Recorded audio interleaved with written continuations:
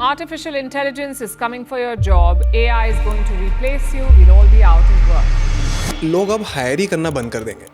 वो बोलेंगे अगर मेरे पास 5 जने हैं जो बहुत अच्छे से एजेंटिक टूल्स यूज कर रहे हैं तो मैं क्यों जबरदस्ती और लोगों को हायर करूं। AI agent. Agents. Agentic. All of that is coming together to formulate what is now agentic AI. Agentic AI exactly होता क्या है? जैसे चैट जीपीटी लिखने में अच्छा है, नैनो बनाना इमेजेस में अच्छा है, VO3 वीडियोस में अच्छा है, बट एजेंट्स एक ऐसी चीज है जो कंप्लीटली कस्टम होगा। ये बहुत ही इंटरेस्टिंग चीज होने वाली है। It's gonna be like a proper crisis. तो बहुत बड़ा चांस है कि भाई 2030 में the average human is gonna be dumber than the average AI tool, even though AI tools are not gonna be so smart. और क्या तरीका है AI को यूज करके इंटेलिजेंट बनने का रादर देन डम बनने का? प्रॉब्लम यह है आप ये डिस्क्राइब ही नहीं कर पा रहे हो कि आपको क्या चाहिए। अगर किसी भी पर्सन ने अगले 5 साल में रेलेवेंट रहना है तो ये शेप फ्रेमवर्क उनकी पर्सनालिटी का पार्ट होना चाहिए। S stands for SOP driven, H stands for human in loop, A stands for can we talk about sales first, because sales ना मुझे बहुत इंटरेस्टिंग लग रहा है। बहुत ही इंसेन डेमो दिखाता हूँ which I think is my biggest मोट। मेरे को ना परप्लेक्सिटी पे घमंड है ना मेरी चैट जीपीटी स्किल्स पे घमंड है। मुझे इस चीज़ पे बहुत घमंड है क्योंकि ये कोई भी नहीं कर सकता।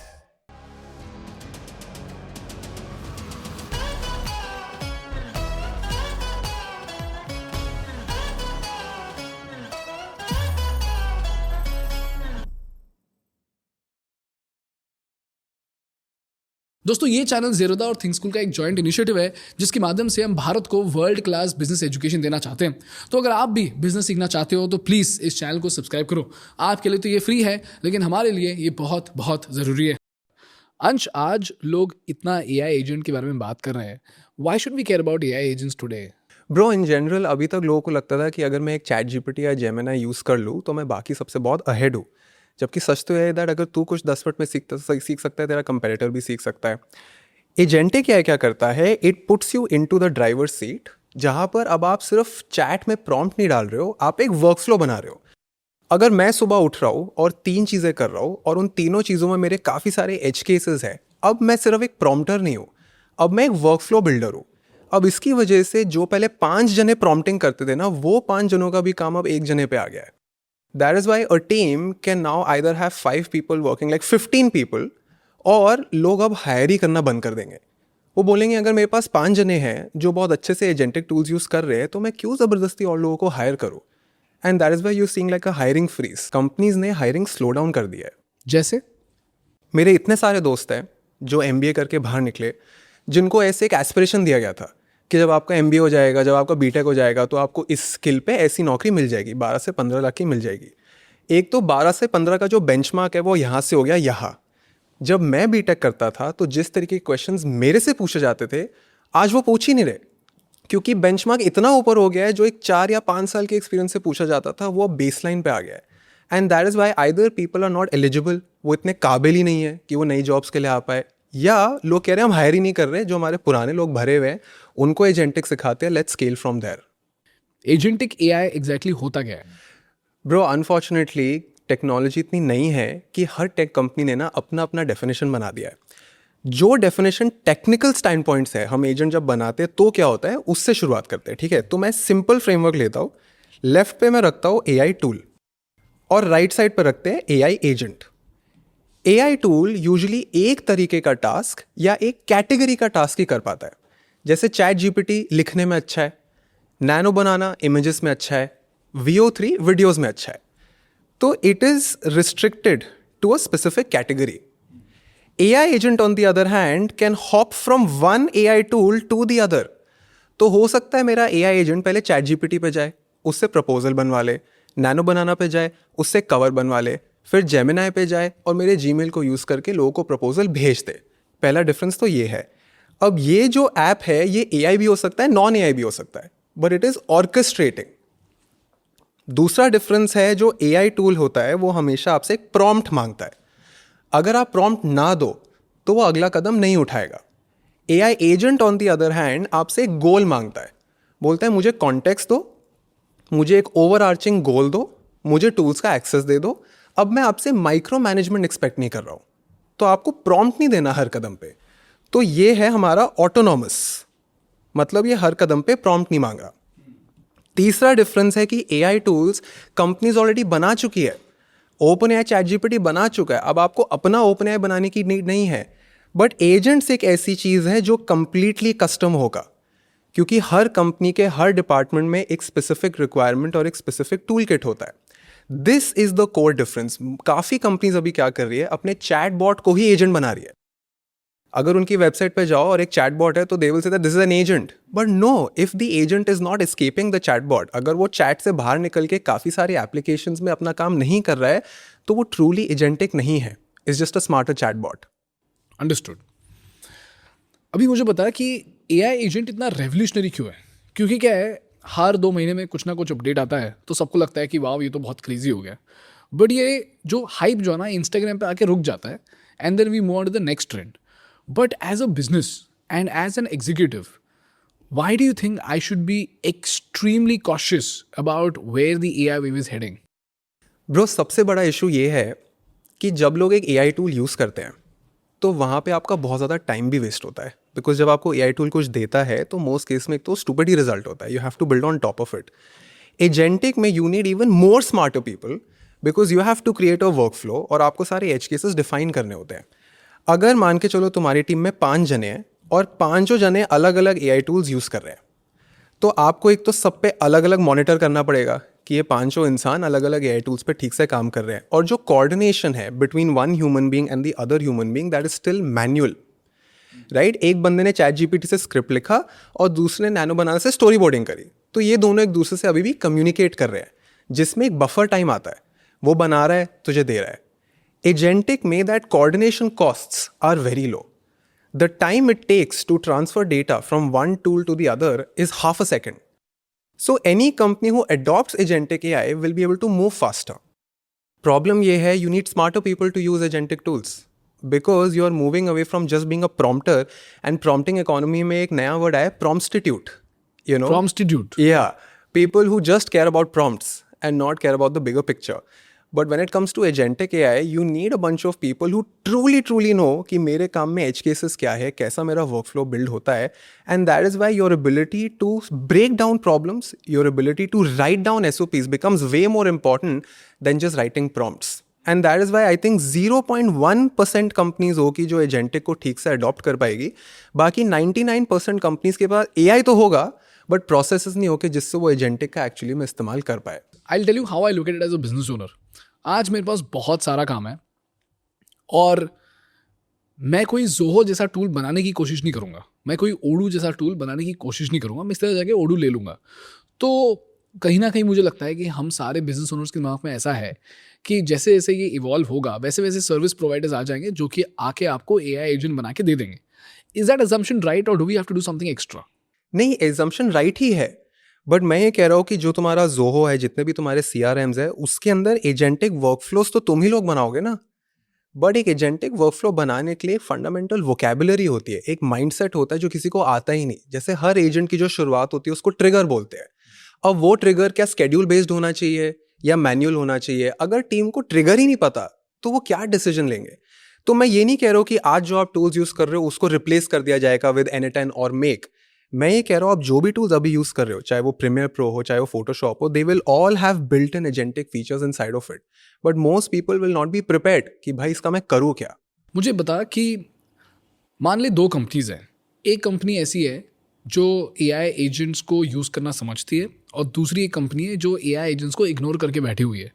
दोनों कंपनीज में अगले 3 सालों में क्या फ़र्क होगा? Let's take the example of a YouTube channel. चलो मैं कंपनी 1 उठाता हूँ, कंपनी 2 उठाता हूँ। जब तू बोलता है कि कंपनी 1 एजेंट्स को यूज़ नहीं कर रही, मतलब वो सिर्फ एआई टूल्स ही यूज़ कर रही है ना? और दूसरी हाथ पे कंपनी 2 है जो रेगुलरली एजेंटिक को एक्सप्लोर कर रही है। जो कंपनी 1 होगी ना, वैसी तेरे पास कंपनी 4, कंपनी 5, मेजॉरिटी कंपनीज इसी कैटेगरी में आएगी, ए में जो सिर्फ एआई टूल्स यूज़ कर रही है, ज़्यादा एजेंटिक पे जा नहीं रही। अब होगा क्या कि आज से 6 महीने बाद अगर 5 यूट्यूब चैनल्स है और 5 यूट्यूब चैनल्स एक बेचारे जेमिनाई के अंदर जाके अपने थंबनेल्स बना रहे हैं, तो 6 months later all their thumbnails are going to start looking like each other because essentially they have all hired the same employee. But if I were to go to a tool like FreePic or like a Hixfield which helps me create a workflow, कि भाई ये मैंने एक idea दिया और मैंने एक workflow create करा है कि मुझे 4 अलग अलग वेरिएशंस दे, फिर मैंने एक और सब ब्रांच बनाए हैं जहाँ पे एक स्पेसिफिक कैरेक्टर के अलग अलग एक्सप्रेशंस है। ये जो मेरी दूसरी टीम होगी, they will be faster to build on top of what AI gives you. जो अभी लोग एआई टूल्स यूज कर रहे हैं ना, उनकी एक आदत बन गई है, they use AI results for their finish line and not the base line. Agentic में जो भी तुम्हारा वर्कफ्लो होता है, first of all agentic AI tools can't solve your entire business problem. It's just impossible. Anybody who claims कि मैंने पूरा business AI agent से कर लिया है, मेरा पूरा marketing agent से हो गया है, either they are exaggerating or they are simply lying to you. Agentic क्या करता है, अगर आपकी एक बहुत बड़ी problem statement है ना, let's take a thumbnail. जो तुम्हारी problem होती है ना, उसमें एक होता है first mile problem, कि भाई आपने color scheme, एक text और चेहरा वहां पे डाल दिया। फिर फाइनल जो लास्ट माइल होता है ना, जिसमें सबसे ज्यादा बुद्धि और इंटेलिजेंस लगता है, that is where human beings will come into the picture. AI tools में you're restricted to one LLM. Everybody is just prompting the same LLM and you're just reiterating one by one. आप prompt दे रहे हो, answer आ रहा है, फिर prompt दे रहे हो, answer आ रहा है। Agentic में मैंने एक इनपुट दिया, मैं लेफ्ट से शुरू हुआ, मेरे एजेंट ने मल्टीपल वेरिएशंस दी, उसकी मल्टीपल ब्रांचेस ली, फाइनली मैंने I take that result as my baseline and then I build on top of it. Can you give me an example? We can do it right now. So I'll show you one very interesting thing. हमने अभी super you का एक example लिया था। तो मान के चलो कि मेरा एक FMCG ब्रांड है और मेरी डिज़ाइन टीम ने कुछ सोशल मीडिया एसेट्स बनाने हैं। नॉर्मली अगर मैं सुपर यू में एक AI टूल यूज़ करूँ तो मैं जेमिनाई पे जाऊँगा और एक एक करके इमेजेस बनाऊंगा। But this entire work flow allows me to upload 4 different products. हर एक प्रोडक्ट के लिए मैंने एक टेम्पलेट प्रॉम्प्ट डाल दिया कि भाई आपने प्रोडक्ट देखना है और इस तरीके से आपको वेरिएशन बनानी है। तो instead of one person doing this again and again for different images, in a single click एक तो मुझे इमेज की वेरिएशंस मिल गई। फिर मैंने सिस्टम बनाया कि भाई एक एक करके ना इसको लैंडस्केप में भी कन्वर्ट कर दो, तो अब सारी की सारी लैंडस्केप भी बन गई। बट इसमें प्रॉब्लम ये है कि जो सुपर यू का जो वेफर है वो वैसा नहीं दिखता है। करेक्ट, तो ये सारे के सारे बेस लाइन है, तो ये प्रोडक्शन रेडी है ही नहीं। इन जनरल एआई का सबसे बड़ा लिमिटेशन अभी भी यही एग्जिस्ट करता है कि ये छोटे छोटे कैरेक्टर्स और छोटी छोटी जगहों पे मिस्टेक्स कर रहा है। बट यही अगर सुपर यू की ब्रांड डिजाइन टीम अकेले से जीरो से स्टार्ट करती तो they would have taken at least a day और to to reach this level of visualisation. So the beauty of these workflows is that I no longer have to start from a blank canvas. Imagine company number 1 is brainstorming on a blank piece of paper and company number 2 are now brainstorming on this. So जो agentic tools है, they are reducing the time it takes to reach a significantly higher baseline. And of course, companies who use this will always come up with better ideas. ये बहुत बड़ी misconception है कि ये मैं पकड़ के ना इस पे ads run कर देता हूँ या इसको मैं finish line ले लेता हूँ. That is going to be a cardinal sin. Why? Bro because अभी क्या हो रहा है, मोस्ट पीपल थिंक कि हमारा सोसाइटी को जो सबसे बड़ा खतरा है ना, वो ये है कि आज से 2 साल बाद रैंडम एआई टूल्स एक एवरेज इंसान की तरह सोचने लगेंगे. उससे भी बड़ा खतरा ये है दैट 3 साल बाद you will have human beings thinking like average AI tools. मतलब जैसे एक सिंपल सा ग्राफ बनाते हैं, ठीक है, ये बहुत ही इंटरेस्टिंग चीज होने वाली है. It's gonna be like a proper crisis मेरे हिसाब से. मान के चल यहाँ पे है टाइम और यहां पे है इंटेलिजेंस. अभी क्या चल रहा है, अभी हम 2026 में हैं और हम एक प्लॉट बनाते हैं 2030 का. करंटली एक इंसान, एक human being is way more intelligent then an average AI tool. Correct. अब मैं ये नहीं कह रहा हूं कि ये एआई टूल ह्यूमंस को सरपास कर जाएगा, ठीक है, ये अगले 3 साल में अप्रोक्सीमेटली यहां तक आ जाएगा. AGI अचीव नहीं होगा. जिस दिन AI ह्यूमन जितना स्मार्ट हो गया उसको AGI बोलते हैं. आई डोंट थिंक वो 5 साल में भी होगा, और वो भी क्यों नहीं होगा विल डिस्कस. प्रॉब्लम क्या है, because schools, colleges and institutions humans को ह्यूमन इन लूप सिखा नहीं रहे. AI को यूज कैसे करना है वो सिखा नहीं रहे. ह्यूमन का इंटेलिजेंस डिप्रिशिएट होता जा रहा है. तो बहुत बड़ा चांस है कि भाई 2030 में the average human is going to be dumber than the average AI tool, even though AI tools are not going to be so smart. The rate at which AI is becoming smart is not that high, but the rate at which human beings are getting dumber is getting faster than ever. But ये क्यों हो रहा है exactly? Because we're using AI too much. No, because we're using AI results for the baseline, और जो AI हमको देता है हम as it is उसको accept कर लेते हैं. और प्रॉब्लम क्या है कि अगर AI का ना एक दिमाग है, मान के चल कि AI का एक पूरा दिमाग है और इसको मैं बोल रहा हूँ प्री ट्रेनिंग डेटा, मतलब ये वो सारा डेटा है जो मैंने AI के अंदर अपलोड करा है. बाय डिफॉल्ट ये जो AI है ना, it has been designed to take inspiration from the average of this pre-training data. क्यों ऐसा? Because you have to play safe, right?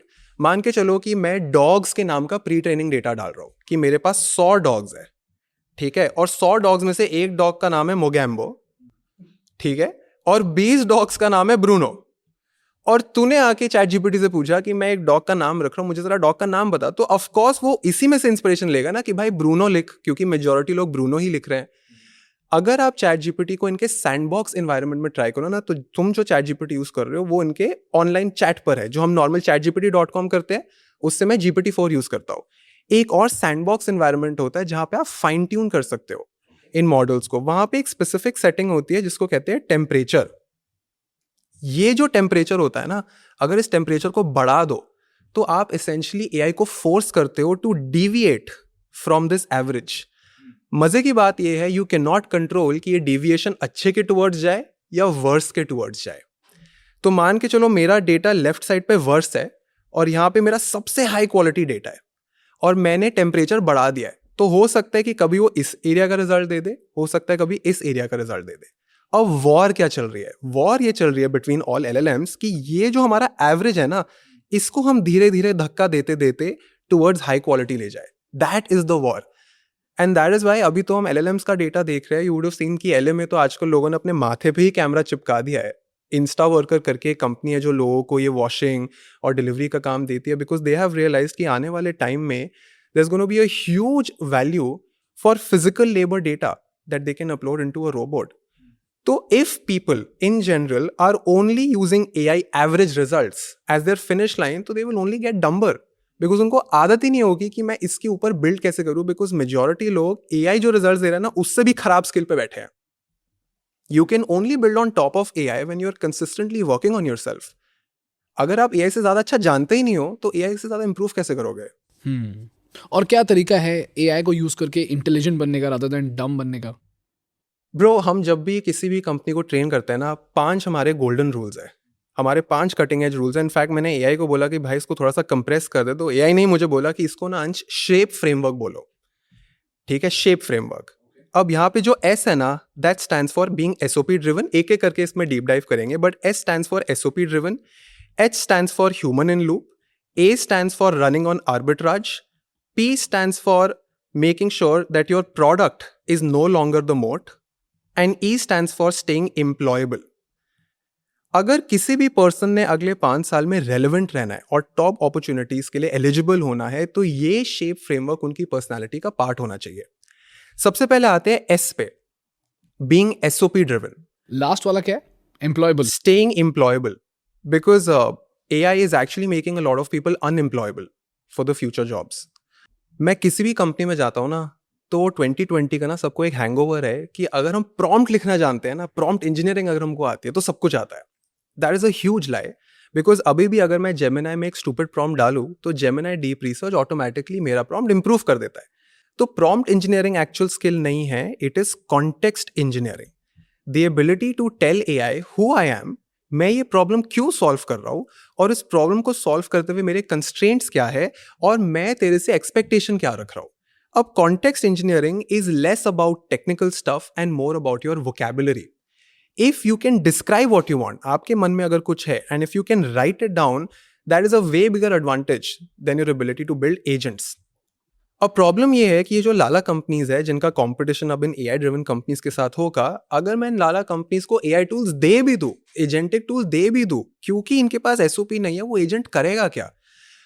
जब आप एक IIT या IIM के ग्रेजुएट को हायर करते हो, वो बहुत ही स्मार्ट होता है, बट अगर आपके पास ऑनबोर्डिंग मटेरियल ही नहीं है, उसको ट्रेन करने के लिए नॉलेज नहीं है, तो आपका लेवरेज लूज हो जाएगा। तो पहली चीज है that no matter what industry you are in, improve your vocabulary, understand how can I write systems and workflows and also identify edge cases, क्योंकि AI ना हमेशा happy path assume करता है। happy path वो होता है कि मैंने जो सोचा था ना वैसा ही हुआ, बट रियल बिजनेस में ऐसा होता नहीं है। फॉर एग्जाम्पल, अगर मैं एक सप्लाई चेन का एनालिसिस कर रहा हूँ, यूजुअली AI को लगेगा कि जो भी प्रोडक्ट ID है ना, प्रोडक्ट ID उसके साथ मैच कर रहे हैं, कि अंश ने बोला था ये मेरे 5 प्रोडक्ट है, एक्सेल शीट में मुझे ये 5 प्रोडक्ट देखने हैं। और हैप्पी पाथ क्या होगा? जो 5 के प्रोडक्ट नाम है वो ही एक्सेल में लिखे हैं। अब हो सकता है किसी इंसान से गलती हो गई हो, कोई स्पेलिंग ऊपर नीचे हो गई हो सकता है कुछ ब्लैंक ही छूट गया हो, तो वहां पे the SOP writer have to tell the AI agent कि भाई अगर तुझे कहीं ब्लैंक दिखे तो उसको रेड मार्क कर दे, अगर तुझे 3 कैरेक्टर्स भी मैच करते दिख रहे हैं तो रेकमेंड कर दे कि आई थिंक कि ये प्रोडक्ट 1 है एंड नॉट प्रोडक्ट 2। बट ये सिर्फ एक स्मार्ट इंसान कर सकता है। तो ये जो एक मिसकंसेप्शन है कि हमें काम करते हैं, एक जूनियर को हायर करते हैं, उसको ना 2-3 AI टूल्स दे देते हैं और सीनियर मैनेजमेंट को फायर कर देते हैं। वर्स्ट मिस्टेक है वो, because the only way to build your vocabulary is to have better experience and education. With better experience, you get better vocabulary. With better vocabulary, you write better prompts, which eventually allows you to get better results.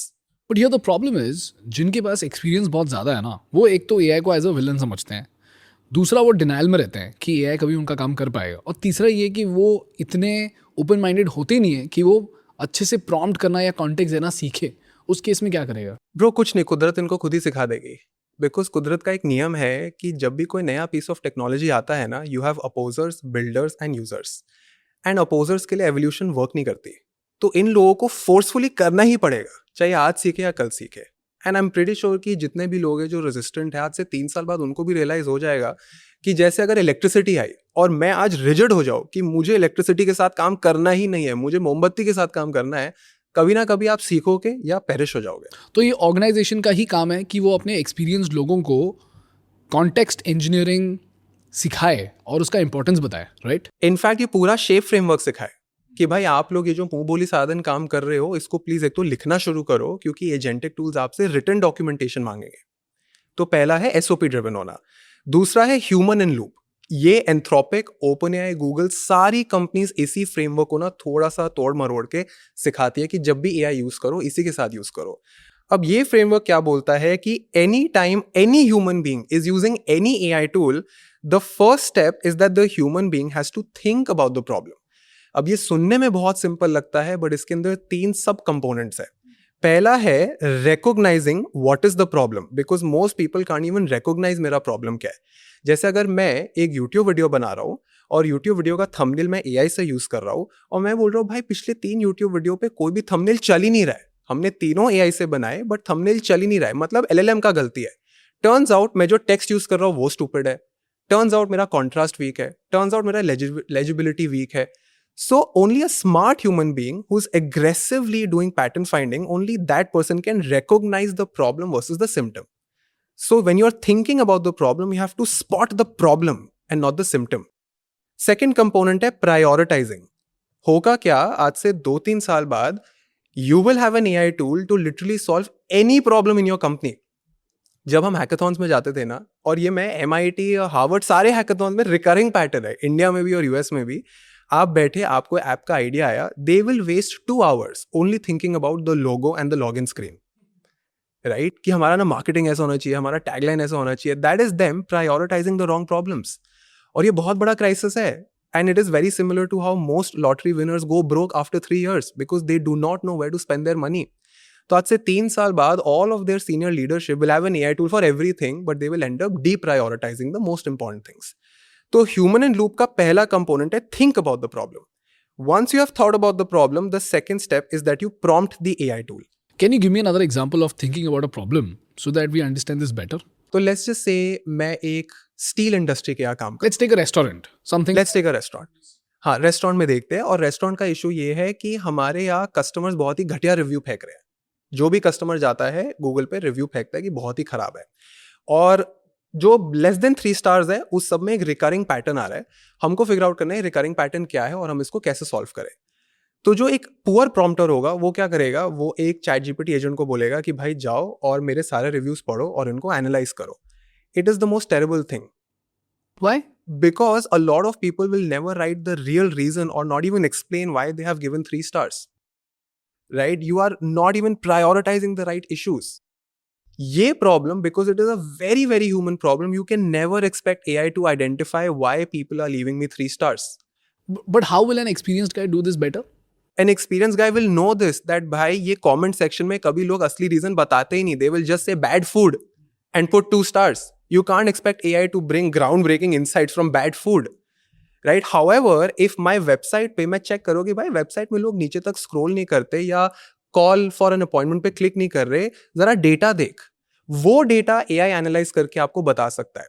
But इस case में तू क्या करेगा? मान ले तेरे पास बहुत सारे बैड रिव्यूज हैं, 3 स्टार रेटिंग है, A human being has to just shortlist using AI कि ये टॉप 3 के क्या है, मतलब लीस्ट रेटिंग्स क्या है, and then a human being has to call. So the AI can do shortlisting कि भाई ये 10 गंदे कस्टमर्स थे, ये लिस्ट है बैड फूड वाली, ये लिस्ट है रिजर्वेशंस वाली, ये है एम्बियंस वाली, 3 अलग अलग लोगों को डिप्लॉय करो इंडिविजुअली. अब मैं बताता हूँ आइडेंटिफाई कैसे करेगी AI कब लगाना है, कब AI नहीं लगाना है. The only rule is AI can only solve deterministic problems. Deterministic मतलब कि जब आप इनपुट देते हो यू कैन मैप कि यही आउटपुट होगा. जैसे 1+1 is a deterministic problem because 1 है, प्लस का एडिशन है और 1 है, ऑल वेरिएबल्स आर लॉक्ड. जब मैं वेबसाइट का डेटा देख रहा हूँ कि कितने लोग वेबसाइट तक नीचे जा रहे हैं, कितना टाइम स्पेंड हो रहा है, डिटर्मिनिस्टिक प्रॉब्लम, सारे वेरिएबल्स मेरी आंखों के सामने है. बट जोमैटो पे मुझे 15 लोग हर रोज 6 बजे के बाद 2 स्टार छोड़ के जा रहे हैं, ये डिटर्मिनिस्टिक नहीं है. You have no clue about the variables. Correct. So what AI can do, it can highlight कि भाई आपको जितने भी गंदे रिव्यूज आ रहे हैं वो ना सिर्फ फ्राइडे और सैटरडे को 6 बजे के बाद आ रहे हैं. तो एक एक्सपीरियंस आदमी बोलेगा जरा मुझे बताना कौन सा ड्यूटी मैनेजर है जो फ्राइडे और सैटरडे को 6 बजे के बाद रहता है, और फिर हम उसी ड्यूटी मैनेजर को जाके क्वेश्चन पूछेंगे क्योंकि ये नॉन डिटर्मिनिस्टिक प्रॉब्लम है.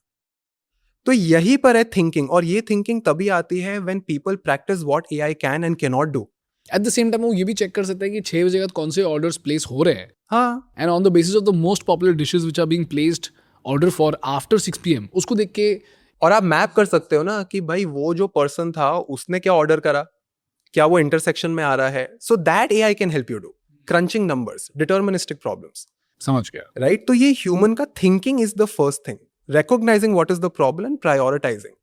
फिर आया prompting the right AI tools. Prompting is nothing your ability to give context. आप अगर कॉन्टेक्स्ट दे रहे हो तो यू आर सॉर्टेड. तभी मैं प्रॉम्प्ट इंजीनियरिंग नहीं बोलूंगा, कॉन्टेक्स्ट इंजीनियरिंग बोलूंगा. जब AI आपको रिजल्ट देगा by default that result is never gonna be good enough because most people think that AI is a cheap replacement. It's actually like an intern who is a little drunk. You have to keep that in mind. It can make all kinds of nonsense stuff for you. तो आपको build करना है on top of what AI gives you, and you use it as the baseline, as the first draft and not the final draft. And then in the end, the human being has to deliver it to the final stakeholders. अब मजे की बात ये है, हमने हजारों जनों को पढ़ा है ये सेम फ्रेमवर्क कि हम मॉड्यूल 1 में यूजुअली पढ़ाते हैं. जब तक मैं मॉड्यूल 6 तक पहुंचता हूँ और उनको वो क्रेजी डेमोस दिखाता हूँ, वो इतने एक्साइटमेंट में आ जाते हैं that they forget the human in loop workflow. आपको बहुत टेम्पटेशन होगा कि मुझे जो AI दे रहा है ना, मैं एज इट इज अंधा होकर उसको मान लूँ, ऑटोमेशन कर लूँ. The World Economic Forum had launched a report called Future of Jobs. वहाँ पे they interviewed some of the most successful CEOs and they realized that they are not betting on AI automation, they are betting on AI augmentation, where you augment a human being's intelligence with these AI tools, but you can only augment when the person is smart enough. So every leader has to figure out कि भाई मैं automation ना खेलूँ because in general these tools are dumb when the stakes are very high. But how do I build a team which is ready for the AI stack of December 2026 and not just the AI stack which is available today? तो ये हो गया मेरा दूसरा part. So your human in the loop has to be a very good problem solver, correct. which essentially means that you have to practice problem solving on a day-to-day basis so that you can then use AI tools to then do a better job, or use AI agents to do a far better job as compared to others. Correct. And you know, when it comes to human beings in general, I believe that the future belongs to those who have good health, great taste, strong judgment, high pattern finding skills, and the vocabulary to describe those patterns. What do you mean by vocabulary? If I look at this room, for me, this is wood, this is beige, this is a normal light. But for an interior designer, this is a louver, this is a column light, this is a Godox light. So जब एक interior designer prompt करेगा to an interior design tool, she will be able to accurately get to the outcome way faster than me, while I will be stuck in a loop कि भाई मैं तो जो सोच रहा हूँ ये तो वो दे ही नहीं रहा. बट प्रॉब्लम यह है आप ये डिस्क्राइब ही नहीं कर पा रहे हो कि आपको क्या चाहिए. जैसे मैं कभी राघव को डिस्क्राइब नहीं कर पाता हूँ कि कैसा फ्रेम चाहिए, पर उसको पता है. करेक्ट, बिकॉज उसको वोकैबुलरी भी है. इतनी सारी स्टडीज हुई हुई है जहाँ पे they have prove that your vocabulary influences your perception of the world. If you don't have a word for it, you can't spot it in the real world. If you have a word for a mental bias, you will be faster at identifying कि इसका ये mental बायस trigger हो गया है. Correct. But अगर आपका शब्द ना हो तो आपके सामने भी चीज खड़ी होगी, आपको दिखेगा नहीं. तो ये है ह्यूमन इन लूप. अब ह्यूमन इन लूप के बाद तीसरा पॉइंट आता है आर्बिट्राज का, जो सबसे ज्यादा फनी पॉइंट है. माइक्रोसॉफ्ट के कोई तो बहुत सीनियर लीडर थे, उन्होंने अपनी टॉक में बोला था कि 15 साल पहले जब आप कुछ सीखते थे ना, learning used to be like constructing a house. आपने घर बनाया और आप जिंदगी भर रहे और आपको डिविडेंड्स मिले. Today learning is like putting a tent wherever you see space. आप उस एक्सपेक्टेशन के साथ जा रहे हो कि मैंने आज टेंट लगाया और मुझे 1 महीने बाद ये टेंट उखाड़ के एक नए स्पेस में लगाना पड़ेगा. Every business is running on arbitrage. आज आप जो भी सीख रहे हो मान के चलो कि 3 महीने बाद ये आउटडेट होने वाला है. So the only thing that you need to teach your team is how to learn things way faster than other people and how to learn difficult things. How to learn easy things is no longer a moat. ChatGPT सीख लिया, GeM बनाना सीख लिया, perplexity पे 1-2 prompt चला लिए. अगर तुम सीख सकते हो तो तुम्हारा कंपेटिटर भी सीख सकता है. That is why agentic is very difficult. Because agentic के workflows बनाना एक्चुअली में टफ है. लोगों को नहीं पता चलता कि क्या बनाना है, कैसे बनाना है. तो यह है आर्बिट्राज. जो भी सीख रहे हो अज्यूम करो कि 3 महीने बाद आउटडेट होने ही वाला है. बट क्या ये आर्बिट्राज हायर नहीं किया जा सकता थ्रू सॉफ्टवेयर सर्विस कंपनीज और AI agent companies? Through consultants हो सकता है, so that they can give you that insight. But मैं कभी रेकमेंड ही नहीं करूंगा कि आप जिंदगी भर एक आउटसाइडर पर रिलाई करो.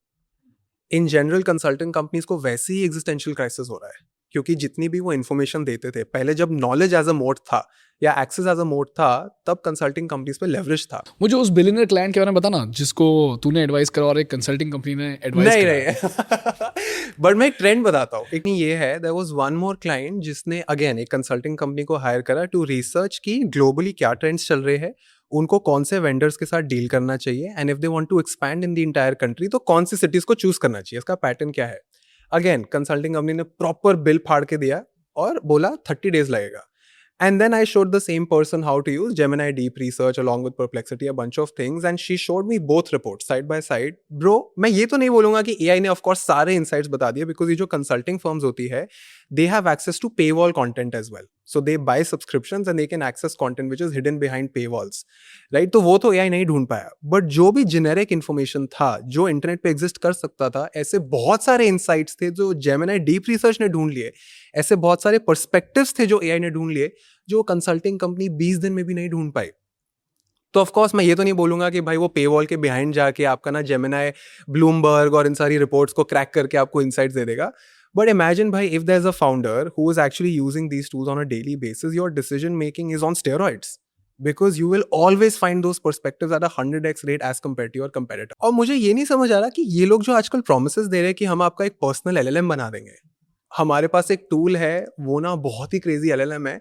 They are positioning their wrappers as their own proprietary LLM. India में सिर्फ 3 sovereign LLMs है अभी, ठीक है, एंड दे कंसिडर कि हम किसी को भी झूठ मूठ बोल देंगे और इनको पता ही नहीं है तो इनको लगेगा हमारा ही LLM है, whereas it's just a wrapper. And they are doing this openly, by the way. They're banking on arbitrage. Correct. But like a 30-day arbitrage. So they know something better, which is perhaps remotely better than what the other person knows, and they're using that as an arbitrage to bill them for $1 million. So yeah, उनका tent बहुत नजदीक है, बस बहुत नजदीक है. So arbitrage is very important guys, in the sense that आपको ये ध्यान रखना है कि अगर मुझे अंश से बस थोड़ा सा एक्स्ट्रा पता है, वो आर्बिट्राज करके क्वालिफाई नहीं होता. यहाँ पे आर्बिट्राज बढ़ाना बहुत जरूरी है. एंड बहुत सिंपल एग्जांपल है इसका, American and Chinese labour jobs, उन दोनों के बीच में इतना ज्यादा फर्क था as compare to a Chinese labour. The American labour was so much costlier that it took the Chinese and other 30-40 years to even be considered as compare to the American labour, जिसकी वजह से China as an economy बहुत बड़ा हो गया. तो arbitrage का substantial होना बहुत जरूरी है, बस आर्बिट्राज होना जरूरी नहीं है. डज दैट मेक सेंस अंश? करेक्ट. अब जो 4th पॉइंट है ना, वो अपने आर्बिट्राज को स्ट्रेच करने के लिए ही है. तो जो P है, that stands for the fact that product is no longer a moat. But before that help me understand how do I build arbitrage. जैसे तूने मुझे बताया कि एसओबी के केस में बहुत सारे बिजनेसेस एसओबीज के बारे में सीरियसली सोचते नहीं है, और इनफैक्ट हमारे बिजनेस में भी हमने 80% चीज़ों के लिए एसओबी बना के रखा है, बट 20% चीज़ें हम फिर भी इग्नोर करते हैं. अब what I'll do after going back to the drawing board is make SOPs for each one of my systems and processes. उसी तरीके से ह्यूमन इन द लूप में मुझे ये समझ में आ गया है कि it's not about getting the perfect draft out of AI, it's about getting a draft that is so much better than the first draft of a human that it saves me 75% of the time. But वो जो 25% time है वो अभी भी human in the loop में ही करना है, और उस ह्यूमन का एक्सपीरियंस्ड होना बहुत जरूरी है ताकि वो पैटर्न फाइंड करके ब्लाइंड स्पॉट्स को आइडेंटिफाई करके प्रॉब्लम को सॉल्व कर पाए. तो इसीलिए एक्सपीरियंस्ड टैलेंट का होना जरूरी है, जिसकी वोकैबुलरी बहुत ज़्यादा शार्प हो, एट द सेम टाइम वो अच्छे सॉफ्टवेयर यूज करके प्रॉब्लम को आइडेंटिफाई कर सके. और प्रॉब्लम के लिए जो डेटा सेट है वो सारा AI बहुत ईजिली आपको एक साथ जमा करके दे देगा. ठीक है, तो मुझे समझ में आएगा ह्यूमन इन द लूप में एग्जैक्टली मैंने करना क्या है. बट अब आर्बिट्राज में मैंने एग्जैक्टली करना क्या है? What is my call to action? Arbitrage को स्ट्रेच करने के लिए पहला कंपोनेंट तुम्हारा एसओपी ही है, क्योंकि जो तुम्हारा खुद का एसओपी होगा, जो तुम्हारा नुआंस होगा, वो किसी और के पास नहीं होगा. जो बाकी के 2 कंपोनेंट्स है वो आते हैं पी में. अभी तक कंपनीज का जो आर्बिट्राज होता था वो होता था मेरे पास ये ऐप है, मेरे पास ये प्रोडक्ट है और यही मेरा आर्बिट्राज है कि मैं बेस्ट हूँ. बट अब एआई को यूज करके आप किसी की प्रोडक्ट का डुप्लीकेट, रिवर्स इंजीनियरिंग कुछ भी कर सकते हो. बैक ट्रैकिंग बहुत ईजी हो गई है. तो product is no longer your moat, it is distribution and then trust banked on top of that distribution. जैसे आज मैं एक इंस्टाग्राम बहुत इजीली क्लोन कर सकता हूँ, right, using an AI tool, but I can't become Instagram because I can't get users, I can't get that same trust. And distribution and trust is so human that AI आपके लिए automate कर ही नहीं सकता. जैसे बीच में क्या हुआ था, काफ़ी लोग बोलते थे कि AI इन्फ्लुएंसर्स आएंगे, ठीक है, और AI इन्फ्लुएंसर्स ना सबको खा जाएंगे, तो इन्फ्लुएंसर इकोनॉमी तो डेड है. बट वो लोग ये भूल गए कि AI इन्फ्लुएंसर्स अटेंशन तो ले सकते हैं बट रिस्पेक्ट नहीं ले सकते. And attention is cheap, only respect gives you high distribution and high trust. If I am following Ganesh and if Ganesh comes and says that मेरे बचपन में मैंने ये सीखा और आपको ये करना चाहिए, तो I am connected to Ganesh. But if an AI tool comes or an AI अवतार comes and says मेरे साथ तो बचपन में ये हुआ, I know for a fact कि ये झूठ है. तो आप अटेंशन तो गेन कर सकते हो बट अटेंशन मोनेटाइजेबल नहीं है, क्योंकि अटेंशन हो गया है cheap. Similarly in the tech world एक और बहुत बड़ा मिसकंसेप्शन चल रहा है कि SaaS इज डेड. ठीक है, हम बीटेक ही क्यों कर रहे हैं, हम कोडिंग ही क्यों कर रहे हैं अगर एआई सब कुछ कर रहा है. इतना स्टूपिड चीज है. सी, लोगों को ना बेसिक डिफरेंस नहीं पता बिटवीन कोडिंग एंड प्रोग्रामिंग.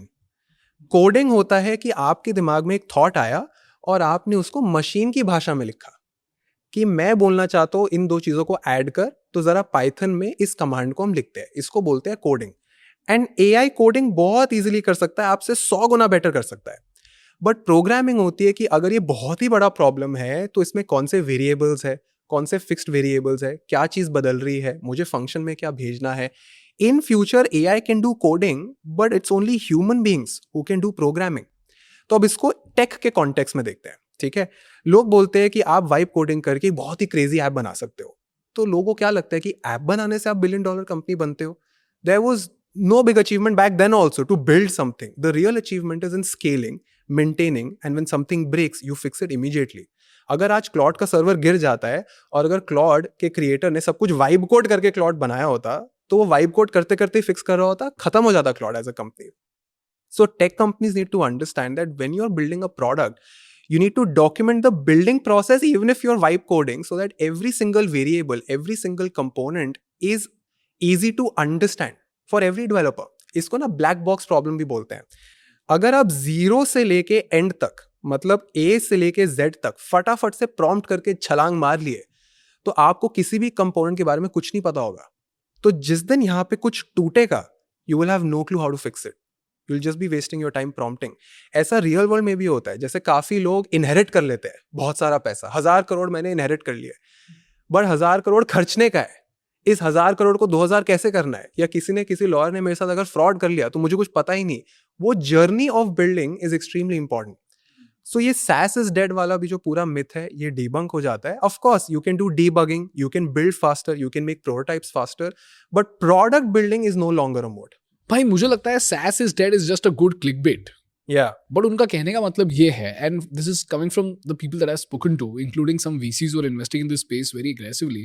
उनका मानना ये है कि जिस तरीके से हमने SaaS इंडस्ट्री को देखा, उस तरीके से हम AI को देख नहीं सकते, और जिस तरीके से SaaS बिल्डर्स ने अपने कंपनीज को बिल्ड करा, उसी तरीके से हम AI कंपनीज को बिल्ड नहीं कर पाएंगे. जैसे I took up this course by Miqdar Jafar, जिसमें उन्होंने बताया कि जिस तरीके से हम SaaS में सॉफ्टवेयर सब्सक्रिप्शन बेचते थे, उसी तरीके से अगर आप AI में बेचने गए तो फिर आपने तो बैंकरप्ट होना ही है, क्योंकि आप यूजर का जो यूसेज है उसको आप प्रेडिक्ट नहीं कर सकते हो. इसीलिए आपको सब्सक्रिप्शन के साथ साथ, जैसे हम टोकन बेचते हैं ना, वैसे आपको एडेड प्राइसिंग लगाना होगा, जिसकी वजह से जो आपका यूजर है वो सब्सक्राइब तो कर लेगा, लेकिन he will not bankrupt your company because of over usage. Because SaaS में जैसे जैसे यूजर अपने प्रोडक्ट को यूज करता है, वैसे वैसे कंपनी ज्यादा पैसे कमाती है.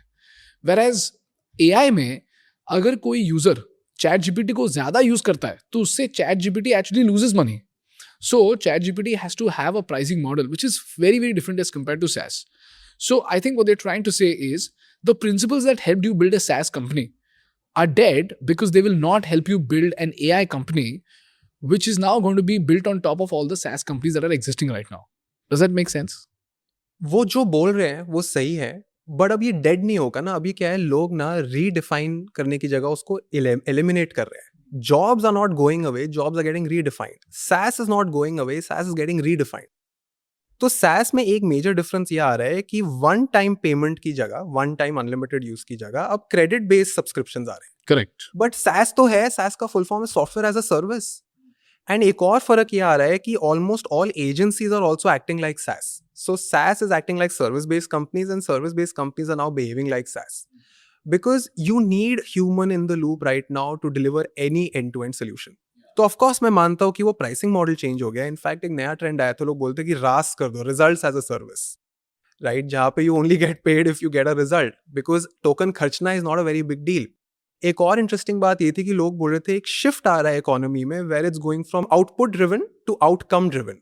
पहले आउटपुट दिया जाता था कि हमने इतने रिसर्च करा, इतने पेजेस बनाए, इतनी इमेजेस बनाए, बट भाई एआई तो ये सब कुछ बना ही सकता है ना, तो तू मुझे आउटकम बता, अपना आउटपुट मत बता.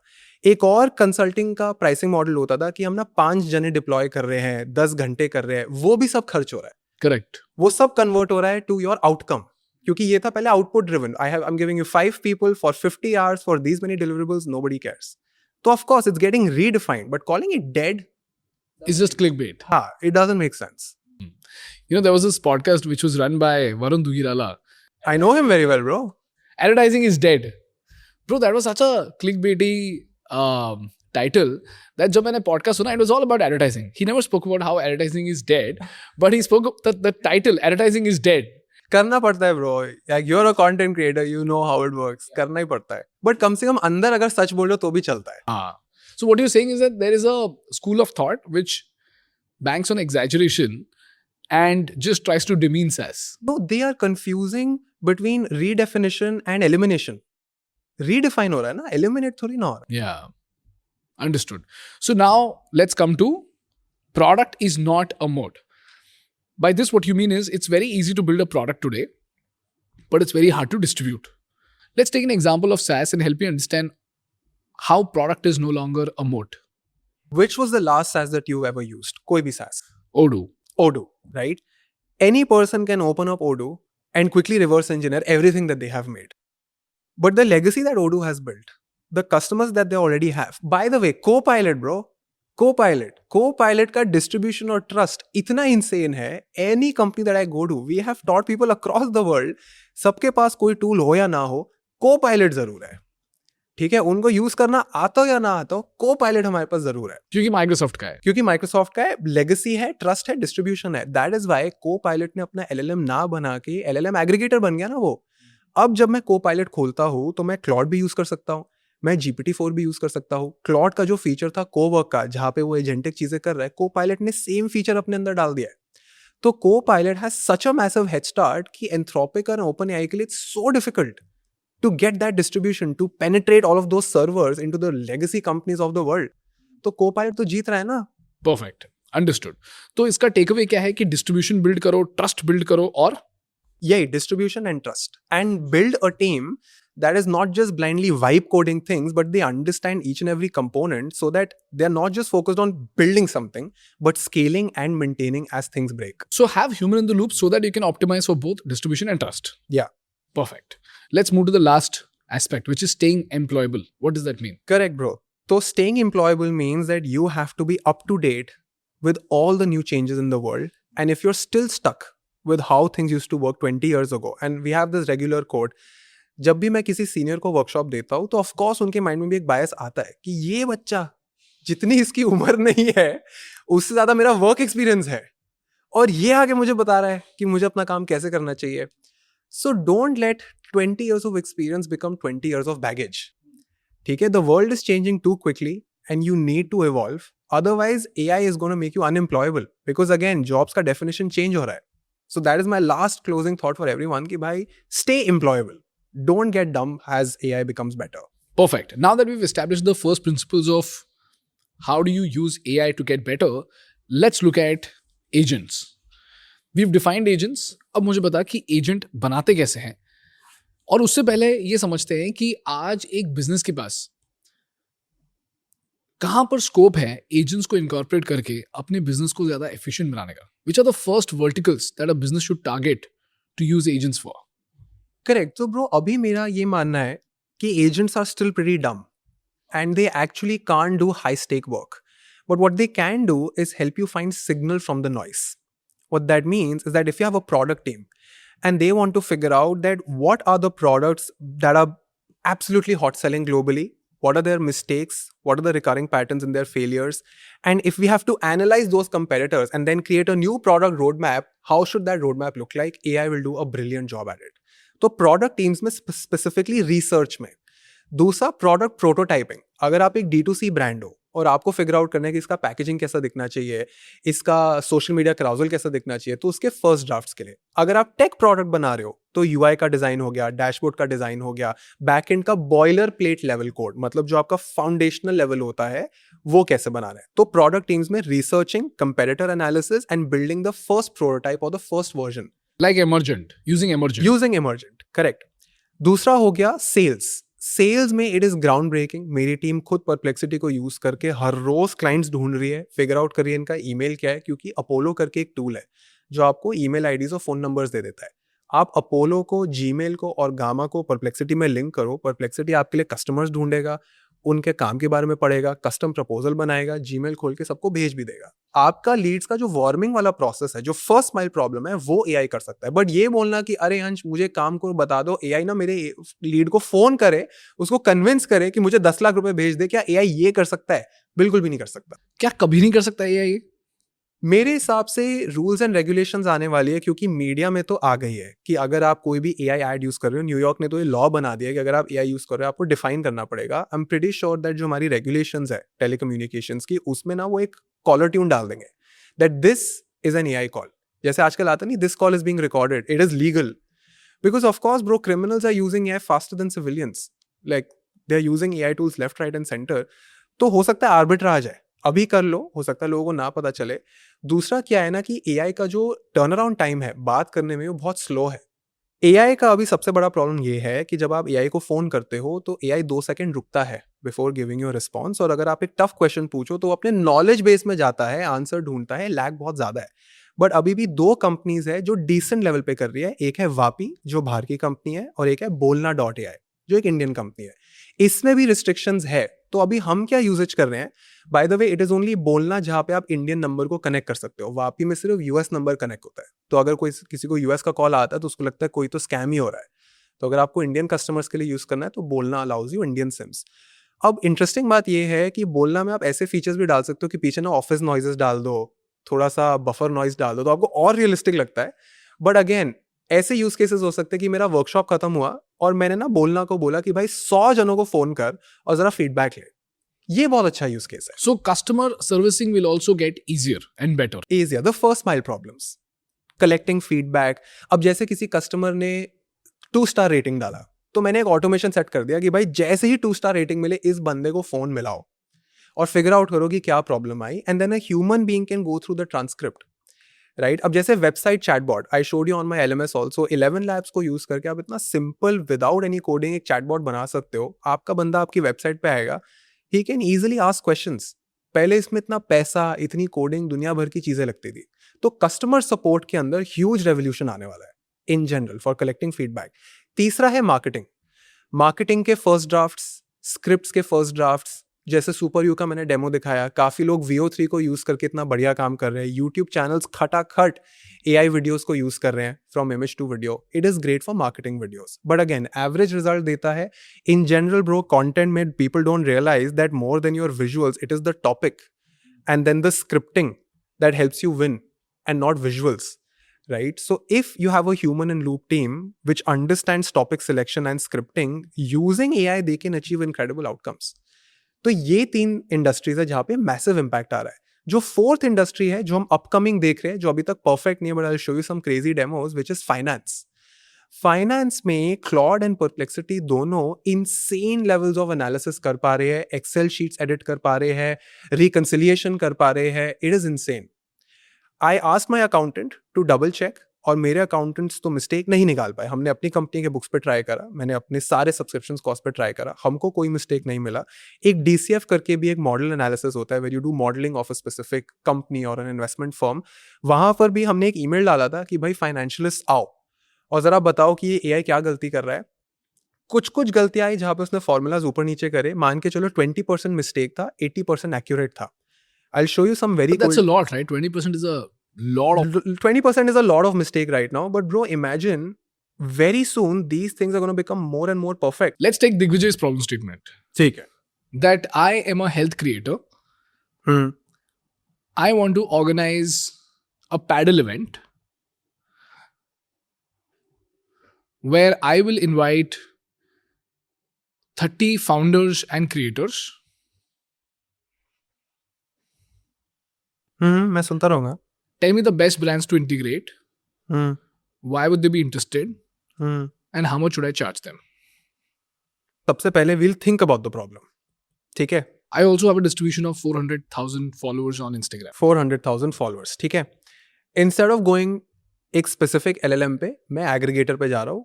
Copilot हो या Perplexity हो, कोई भी आप चूज करो. उसके बाद GPT 5.4 पे जाते हैं, context set करते हैं. Alright, so I am Digvijay Singh. I create content on fitness, lifestyle. I'm about to host a bunch of paddle events across India. I want this to be extremely profitable for me, by the way. And I keep inviting 30 founders/creators. But now I want really good sponsors for these paddle events. So now you have to tell me, how can I take this basic idea and make it into an extremely profitable venture and scale it? I also have a distribution of 400K followers across social media. What kind of brands should I reach out to? What kind of brands have already done something similar? Do you have any global case studies as well? And how much should I charge? That's super important. And why would they even pay me this much? And also tell me, is there anything that I'm missing out on? What kind of questions should I ask? Or POC. and also give me the POC for each of those brands that you want me to reach out to. All right, let's start. तो पता है ये first mile problem है, ये deterministic problem है, finding signal from the noise, right? But then convincing these POCs, you can't have AI do that. Yeah. You need trust, you need distribution, you need a lot of those things. Yes, you can turn this into a very profitable blah blah blah. You have the business model. This is a recurring IP, not one-off events. It has given some random ideas. Sponsors का list देखते हैं. सबसे पहले उसने sponsor की categories decide करी है: performance hydration, wearables, fintech, athleisure, wellness, travel, lifestyle. Makes sense. Then let's go down. When you partner 2 to 4, Surprisingly, it has also picked real estate partners. yeah, which is a very great interesting idea. because Like a people who play Camellia's paddle, paddle event. no, people who play paddle usually are high income people because the sport itself is very costly. High income people are consistently looking out for real estate opportunities. Hence, real estate partner is a very unobvious choice of partnership. Correct. So again, blind spot ढूंढ लिया ना, जो हम सोच भी नहीं सकते, what we do not know, blind spot ढूंढ लिया. अरे वाह, क्रेड को 3 बार ही बोल दिया भाई. Then Bisleri, boAt, Red Bull, Bull Paddle, India Root. तो इसने सिर्फ 4-5 ही शॉर्टलिस्ट करे, एक और उसको थोड़ा और नच करते, ठीक है. I don't think these brands are the maximum number of brands we can target. Can you like think deeper and find more brands? It could be FMCG as well, right? Epigamia is a great brand. And also tell me, how do we approach these brands and how much money can they pay us? उसने वैसे season partner तक का भी sponsorship tier बनाया था. उसने 2-3 अलग अलग टियर्स बनाए थे राइट साइड पे, यहाँ पर. Powered by category, title, partner. Let's go down. ठीक है, POCs भी ढूंढने शुरू कर दिया है उसने. अच्छा, अब बेवरेज, डेयरी, प्रोटीन, इन सब पे आया है. अब उसने नई कैटेगरी बनाई है, a deeper target map for India. Better for you snacks, coffee and quick service, personal care, healthy staples and spreads, modern premium FMCG. चलो, पूरी कहानी आ गई. All the typical healthy brands.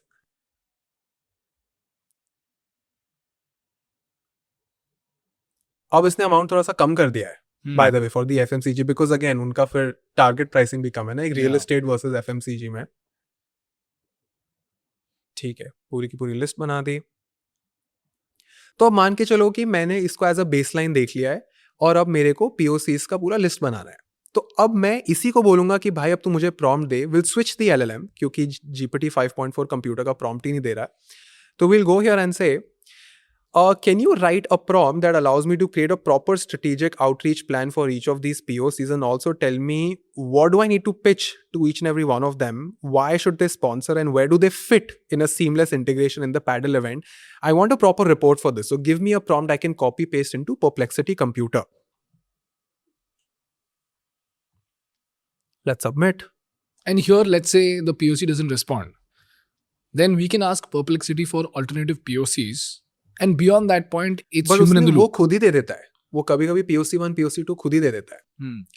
ठीक है, तो अब उसने कॉन्टेक्स्ट दे दिया है, मैं कौन हूँ, क्या कर रहा हूँ, स्पॉन्सरशिप के टीयर्स डाल दिए हैं.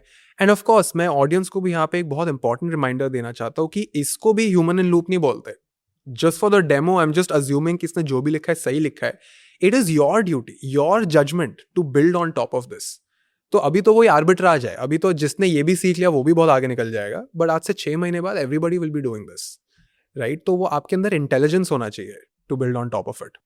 तो इसका मतलब ये है कि आउटरीच की टीम चेंज नहीं होगी, बस आउटरीच टीम का स्कोप बहुत ज्यादा बढ़ जाएगा. In my case, if I think about my outreach team, it will have a lead generator, then it will have a sales team, and then it will have a execution team. Yeah. So the lead team, the lead generation team, the sales team, and the execution team will remain the same. It's just that the lead team will be far more efficient in terms of reaching out to the partners as compared to before. Earlier, they could have been searching on LinkedIn, but now they could use Perplexity to get to the right POC very, very quickly. Secondly, they will now have a checklist of brands. So instead of they thinking about the checklist, they will now have a checklist from Perplexity, which they can then build upon, right? Similarly, when it comes to the sales team cannot be replaced, but the sales team will have efficient leads to then approach and close. और bro इसमें सबसे exciting बात ये है that जब evolution को एक species को आगे लेके जाना होता है ना, तो it allows species to activate certain resources so that it can solve bigger problems. For example, और ये हमारी कहावत भी है ना कि हमारे पेरेंट्स बोलते थे कि अगर स्कूल भी जाना होता था तो पहले बस लेते थे, फिर तैर के पहुंचते थे. That was a problem back then. For us that was not a problem. So for us a problem was IIT में कैसे घुसना है, JEE कैसे क्रैक करना है.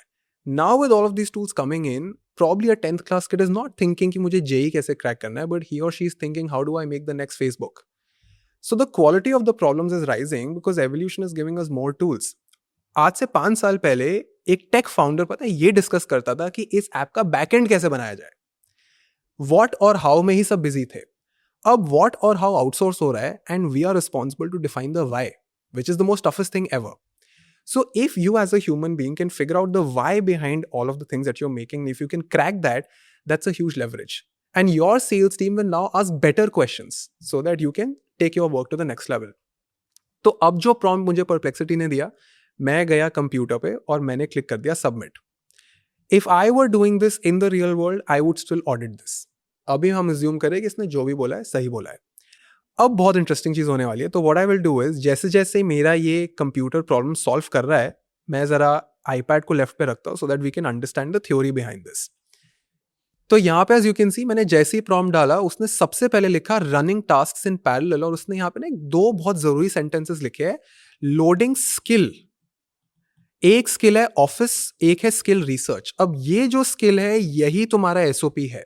How do you do research, how do you make a document. और ये skills by default perplexity के अंदर रखी हुई है. जो टीम्स अपनी खुद की स्किल्स लिख पाएंगे, खुद की SOPs इसमें डाल पाएंगे, अगेन ह्यूज मोड. जैसे अगर मैं YouTube पे रिसर्च कर रहा हूँ तो मेरा एक SOP बना हुआ है रिसर्च टीम के लिए कि हम जिस भी वीडियो पे बना रहे हैं, जिस भी टॉपिक पे वीडियो बना रहे हैं, YouTube पे जाओ, सर्च करो उस टॉपिक पे इस हफ्ते क्या ट्रेंड करा है और इस महीने क्या हिट हुआ है, और उसको एनालाइज करो. हो सकता है वो SOP परप्लेक्सिटी के पास ना हो, तो you build on top of the default skills that perplexity has. फिर उसने स्किल को खोल के एक टू डू लिस्ट बनाया. टू डू लिस्ट बनाने के बाद उसने काम शुरू करा एंड अगेन तीनों टास्क वो पैरेलल रन कर रहा है. तो यहाँ पे मेरा कंप्यूटर है और इस कंप्यूटर ने डिप्लॉय कर दिए हैं सब एजेंट्स. सब एजेंट्स 1, सब एजेंट्स 2. ये कुछ नहीं कर रहे, बस इंफॉर्मेशन ढूंढ रहे हैं. They are finding signal from the noise.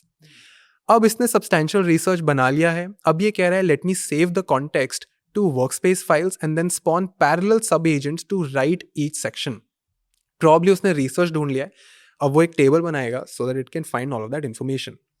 अभी ज़रूरी बात ये है, हमने जो इन्फॉर्मेशन इसको दिया है ना, ये सारा का सारा इन्फॉर्मेशन रन हो रहा है ऑन अ वर्चुअल कंप्यूटर जो परप्लेक्सिटी अपने अंदर बना रहा है। यही चीज़ अगर मैं क्लॉड में करूँ, जब परप्लेक्सिटी कंप्यूटर नहीं आया था तो क्लॉड बहुत हिट हुआ था। क्लॉड में कोवर्क करके एक फीचर है that can do the same things, but the issue is, मैं अगर यहाँ पे आईपैड पे भी डिस्कस करते हैं, यहाँ पर है मेरा क्लॉड और यहाँ पे है मेरा परप्लेक्सिटी। क्लॉड क्या करता था, मेरे टर्मिनल का ही एक्सेस ले लेता था, मतलब मेरे कंप्यूटर का ही एक्सेस ले लेता था और एप्लीकेशंस खुद खोलता था। Companies freaked out. हुआ क्या था कि सिमिलर टूल्स आए थे ओपन क्लॉ करके जो ये सेम चीजें कर रहे थे, which was a huge breach to their privacy. Perplexity क्या करता है, it runs all of this in a sandbox environment, तो आपका पीसी कंप्लीटली सिक्योर है। तो अभी अगर मैं परप्लेक्सिटी पे जाऊं तो उसने मेरे कंप्यूटर का एक्सेस नहीं लिया, उसने इंडिविजुअली, ये जो छोटा सा आप कंप्यूटर का आइकन देख रहे हो ना, उसने खुद ही सब एजेंट्स बनाए हुए, धीरे धीरे उसने सारी रिसर्च कर ली है। इनफैक्ट पॉडकास्ट से भी पहले हम यही डिस्कस कर रहे थे कि काफ़ी लोगों को एक बात पता नहीं होगी कि computer, before machines were made, computer was actually a job title. And I would like to tell everyone कि 1600 एंड 1700s में जिन ह्यूमन बींग्स की कैपेसिटी बहुत ज़्यादा थी to crunch numbers, they were given the job of a computer. और जब machines बने, people realise that a machine can do this much better than a computer, so let's call the machine only the computer. तो there is a very high chance कि जो हमारे low level task जैसे a poster designer or a poster editor, that might just become a machine 10 years from now, because you will not need a human being to make the first drafts, right? And this is something I learned from Perplexity only, by the way. When they launched the computer feature, this was the narrative that they had created. तो अब यहाँ पे हम देख सकते हैं it has started to create a bunch of these different markdown files. It's basically easy way of documenting these things. ये जो आप right side पे tab देख रहे हो ना, Claude Sonnet, this is basically the model it is using. तो इसको हम close करते हैं। When I go to Claude, एक और बहुत ज़रूरी कॉन्सेप्ट है। मान के चलो कि मैंने AI टूल से क्वेश्चन पूछा या एक टास्क अचीव करने के लिए बोला, उसके पास अपना खुद का कुछ डेटा है, बट मुझे ऐसे डेटा को यूज़ करना है जो LLM को पता ही नहीं है। In those cases you can add this thing called as a connector. तो जब आप ये कनेक्टर ऐड करते हो ना, you can augment this basic data. For example, Apollo एक वेबसाइट है जो आपको पीओसीज के ईमेल्स और फोन नंबर्स दे सकती है। अब ये पब्लिकली अवेलेबल इन्फॉर्मेशन नहीं है। उन केसेस में मैंने परप्लेक्सिटी को बोला कि भाई मेरे ना अपोलो अकाउंट से तू कनेक्ट कर ले। I still have to buy those extra apps, but when I connect those applications to this powerful LLM, I essentially create a combination which is not available to any other person. If I go to Perplexity and click on the connectors option, यहाँ पे there are so many applications that we all work with on a day-to-day basis. जैसे अगर मैं categories में जाऊँ and data और analytics में जाऊँ तो मैं अपना YouTube analytics connect कर सकता हूँ. I can figure out how my videos are doing. Bunch of tools that people use on a daily basis. यही अगर मैं finance पे जाऊँ तो आपका PayPal, आपका Shopify, there is so much of data that is existing on these platforms जो LLM को तो नहीं पता होगा ना कि आपके अकाउंट के पेवॉल के बिहाइंड वो क्या है। So this is where any founder without any technical experience can achieve things जो पहले इम्पॉसिबल थी। तो अभी क्या हो रहा है, ये अभी भी रिसर्च कर ही रहा है। तो आप देख सकते हो राइट साइड पे 2-3 मिनट हो गए क्योंकि अपेरेंटली प्रॉम्प्ट हमने कुछ ज्यादा ही डिफिकल्ट दे दिया है। तो वही चकरा गया है। But do you have any question so फार?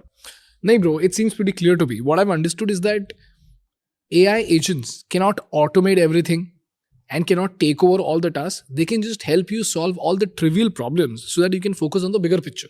हाँ, So intelligence still is a moat. Experience still is a moat, provided you understand the vocabulary and use AI as your super limb to do better work. Correct. And if there is any founder who is using N10, make AI, जितने भी tools है, please एक तो समझो कि ये भी जो मैं आपको एजेंट दिखा रहा हूँ ये बहुत ही प्रिमिटिव है। I will give you some first principles of agentic AI जो ऑलमोस्ट हर टूल में रिपीट हो रहे हैं। Every AI agent essentially needs 3 things. One is your LLM, which is the brain. इस brain से ही वो सब कुछ सोचता है। दूसरा है memory. ये memory हो सकता है, ये context हो सकता है, ये आपके skills हो सकते हैं, SOPs हो सकते हैं। जब आप किसी IIM से किसी person को hire करते हो तो of course वो खुद से तो intelligent होता ही है, but आपको उसको context देना पड़ता है, उसकी onboarding करनी पड़ती है। और तीसरा पार्ट है आपके tools. अब Perplexity इन tools को connectors बोलता है। आपका जो make.com था वो इसको मॉड्यूल्स बोलता था, आपका जो N10 है वो इसको नोड बोलता था, बट फंडा सेम है, ये रोबोट बिना टूल से कुछ कर नहीं सकता, तो आपको इसको कनेक्ट करना है।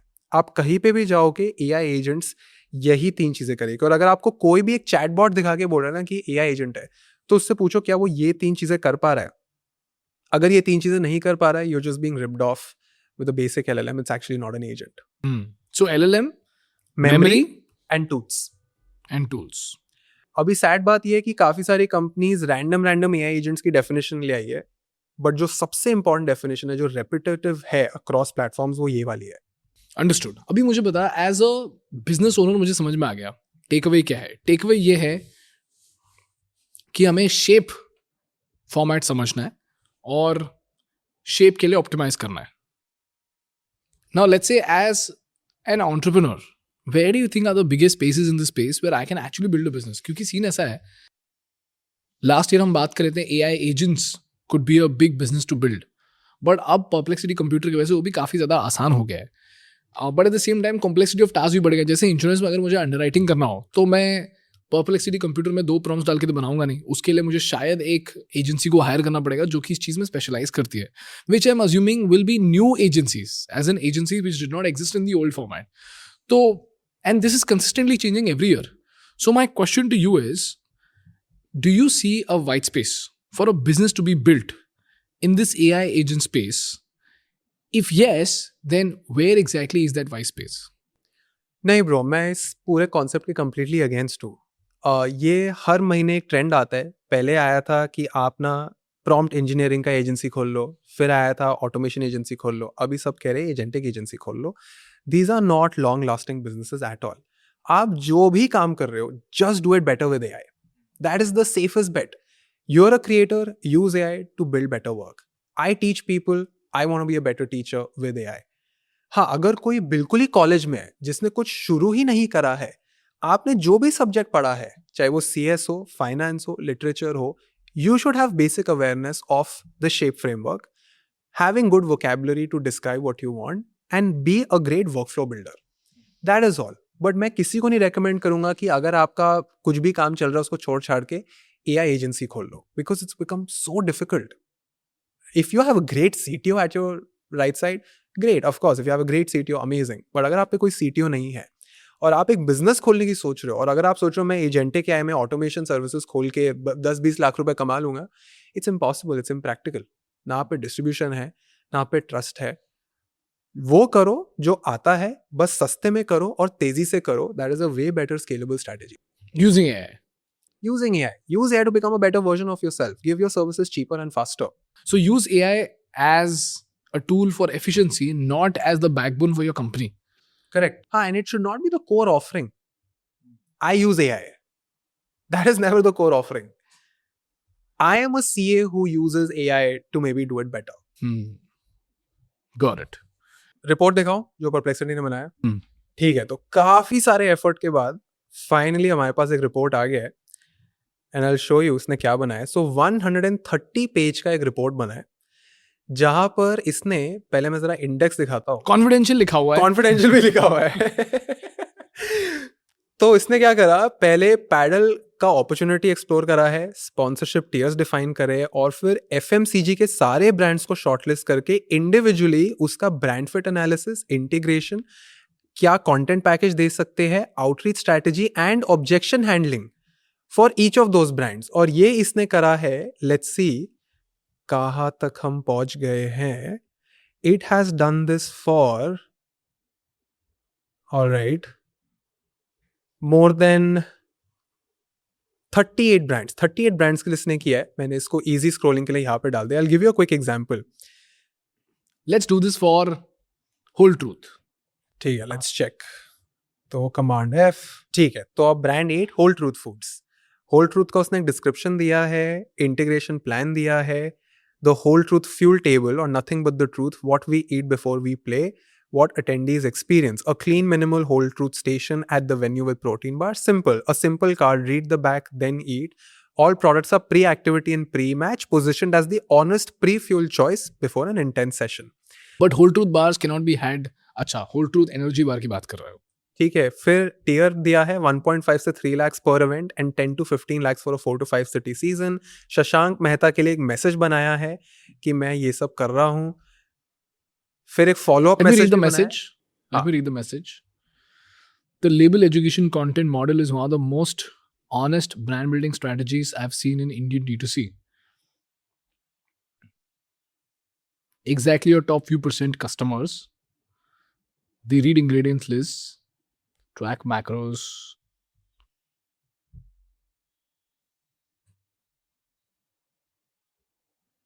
I think this is brilliant. Good first draft. Follow up भी है ऑन डे 5, ये तक बता दिया है कि 5th डे पे फॉलो अप करना है. और objection handling, we don't do celebrity endorsements और high spend marketing. That's exactly what I said, It bro. doesn't fit our model. That is exactly why I'm reaching out to you. Not a celebrity brand. The paddle event is the opposite of a celebrity endorsement. It's direct access to 30 informed, labor leading, health conscious founders who are your natural early adopters. तो उसने बस reframe कर दिया है. Our marketing focuses on digital education content. We don't see the value in physical events. The best digital education content comes from physical product trials with credible users. Make sense? और ऐसे ऐसे करके भाई इसने 38 brands के लिए I think it's brilliant. एक 130 page long report बनाया है. प्लस ये तक बताया है कि आप क्या सीरीज बना सकते हो फॉर से बिस्लेरी. इतना डेप्थ में जाके. तो अब अगर ये किसी का बेसलाइन है तो सोच लो उसका डिसीजन मेकिंग कितना ज्यादा एक्सेलरेट हो जाएगा. और अभी तो नोटिस करना यहाँ पे ना, जब भी मैं इससे क्वेश्चंस पूछ रहा था ना, ये ऑटोमेटिकली मॉडल्स में स्विच कर रहा था. तो now LLMs can identify which LLM I should use. पहले क्वेश्चन होता था कि भाई जेमिनी यूज करें. You mean aggregators? Aggregators, right. But एक और नया कॉन्सेप्ट आया मार्केट में which is called LLM council. तो प्यूडीपाई ने तो ये ऑफलाइन रन करा था, बट आंद्रे कारपथी, द को फाउंडर ऑफ ओपनएआई, उन्होंने बोला कि लेट करो, तुम्हारे पास एक प्रॉब्लम है और तुम नहीं चाहते कि एक चैट जीपीटी या जेमिनी का बायस उस पर आ जाए. तो तुम AI tool 1, AI tool 2, AI tool 3, इन सब को डिबेट करवाओ on that certain problem. One of these is going to be the chairman LLM, जो इन सारे रिस्पॉन्सेस को रैंक करेगा anonymously, and then you get the best result. तो धीरे धीरे क्या होने वाला है कि जैसे कंपनी में बोर्ड मेंबर्स नहीं होते, तो बोर्ड AIs आ जाएंगे आज से 4-5 साल बाद. And any founder can just ask questions and make sure कि कोई भी perspective miss ना हो. That's amazing. तो अंश, अभी इस पूरे 1.5 घंटे के पॉडकास्ट का कॉल टू एक्शन क्या है? आज अगर कोई बिजनेस ओनर इसको देख रहा है तो कॉल टू एक्शन क्या है? और कोई एग्जीक्यूटिव इसको देख रहा है तो कॉल टू एक्शन क्या है? सबसे पहले शुरू करते हैं for a small business owner जिसके पास कोई AI का कॉन्टेक्स्ट नहीं है, उसके पास कोई SOP भी नहीं है. आपने आइडेंटिफाई करना है मेरे जो 3 लो हैंगिंग फ्रूट्स है.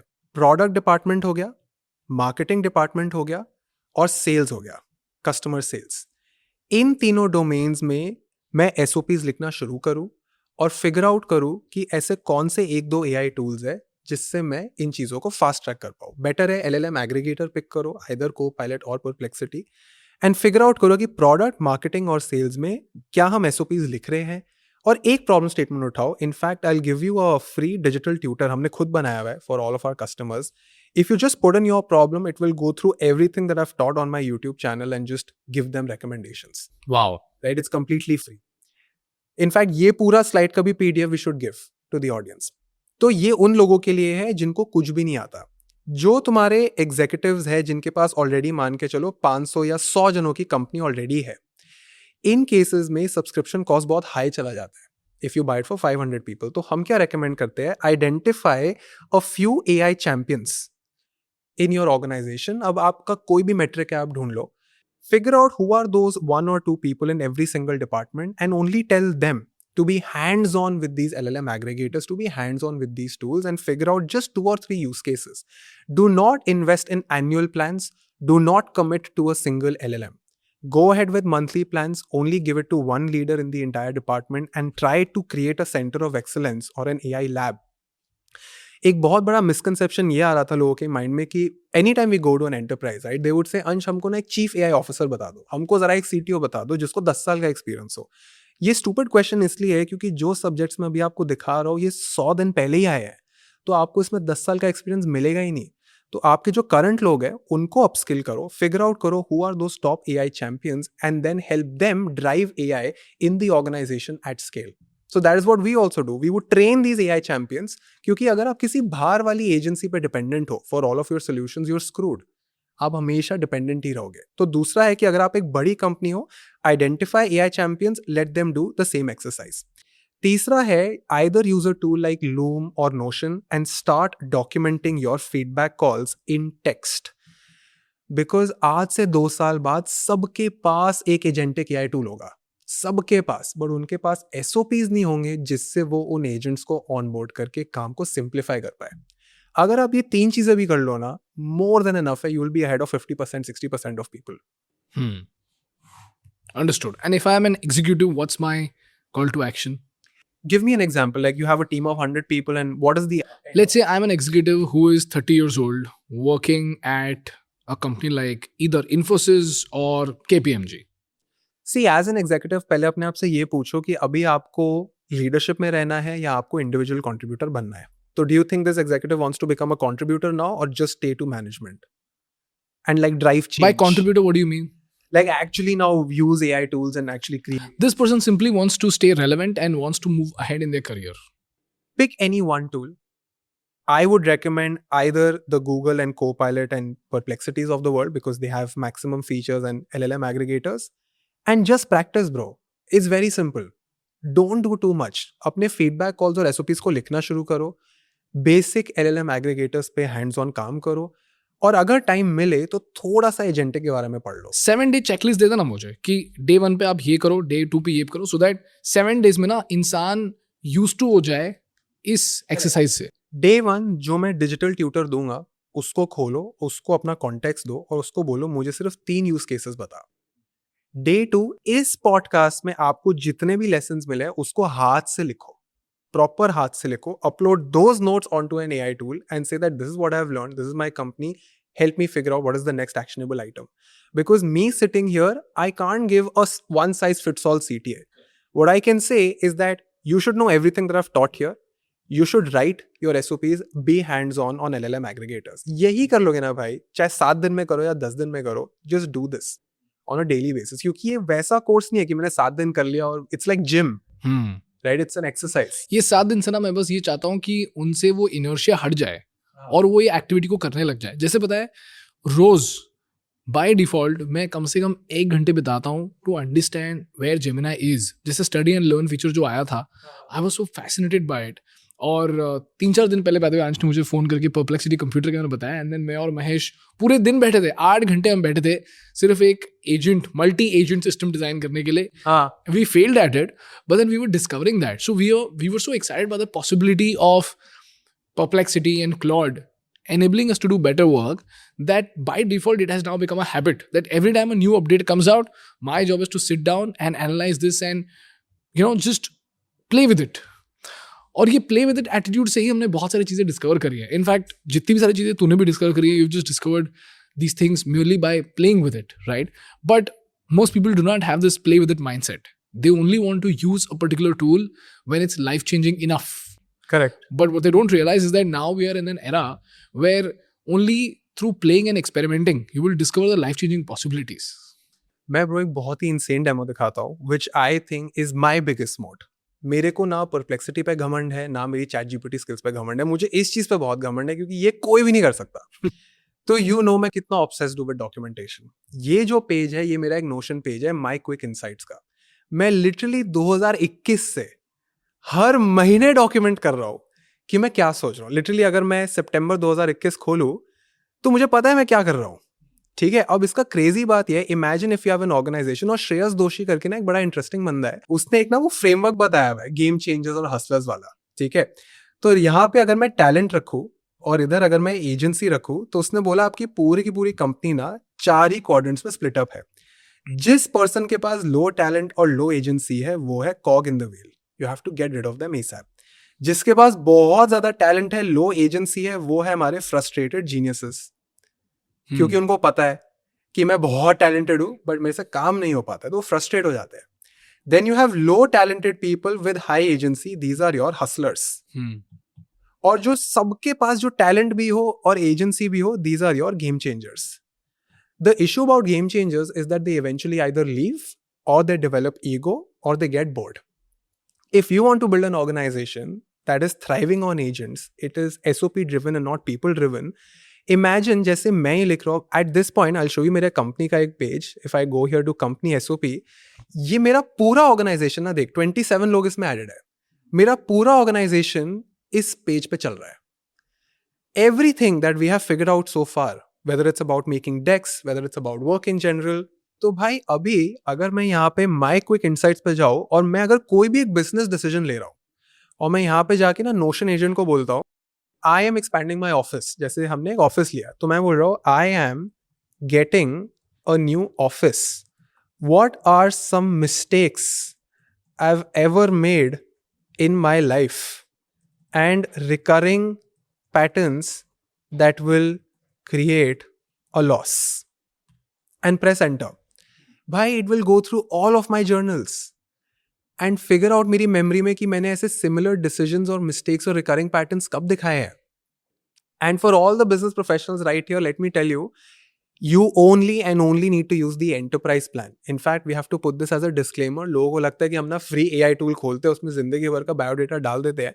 इनफैक्ट यहाँ पे देख, इसने सब कुछ यहाँ पे लिस्ट आउट कर दिया, ये मेरे सारे recurring patterns. In fact fun prompt for anybody who is watching this, go to your AI tool and say, please highlight my deepest, darkest insecurities and flaws, and you'll be surprised to know कि आपका AI tool आपके family member से ज़्यादा आपके बारे में जानता है, right? And if there's anybody who still wants to do this on their free plan, guys, please make sure अपनी settings में जाके, data controls में जाके इसको switch off कर दो. Improve the model for everyone.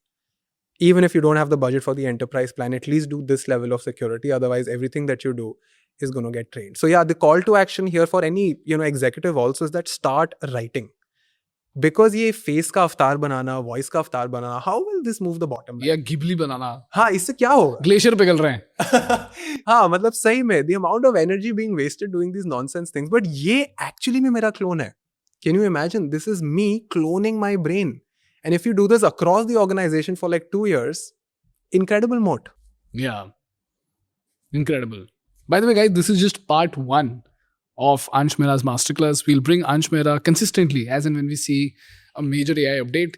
And I think this was very, very useful, bhai. I don't think I have to summarize this episode at all because you've done it so well. But thank you so much, bhai. This was amazing. Done, bro.